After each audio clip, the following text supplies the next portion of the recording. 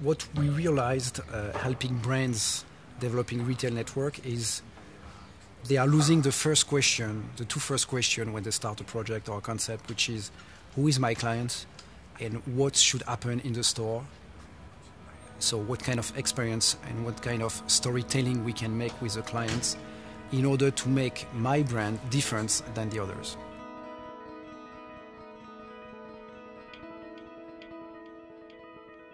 As an architect for luxury brands, it's to make a jewelry box for the products. In fact, the stores are made like a product. A good example is in Louis Vuitton. Mainly the facade of the stores are made with a damier, which is one of the main pattern of fabrics. And all the play during 15 years on the facade was a double layers, playing with the lights, which was a very strong impact in the city from far, and very strong in terms of image of the brand's communication. One of the two key rules of using enhancing the products is the lighting. It's 50% of the success of a project is how can you light the product. A little bit like in a museum.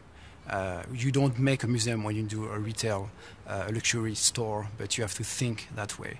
And the second point is the visual merchandising, is how you show the products. With two associates, we decided to create a MAD network, which means Management of Architecture and Design. And the idea was to propose the same kind of service that the brands like Louis Vuitton, Dior, Chanel, who get architects internally, to give the same service for brands who doesn't get architects. And so to help them to communicate, to make the brief, and to work on the experience of the clients in the retail network to help them on this part. And now we are working with mainly half or 60% of the main big luxury brands in the world. Today the Asian market is growing because that's the clients today, especially China. And they are creating brands.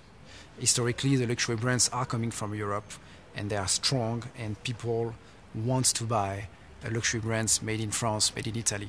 They don't want to buy the made in China today because they've got made in China every day in their plate, in their car, and so it's a real challenge for them to come from Asia for luxury. The luxury retail is coming from know-how to service to an experience. That means there is good products. People know that, the clients know that. After that, there were services, nice services to get the products. And now they want more. They want an experience.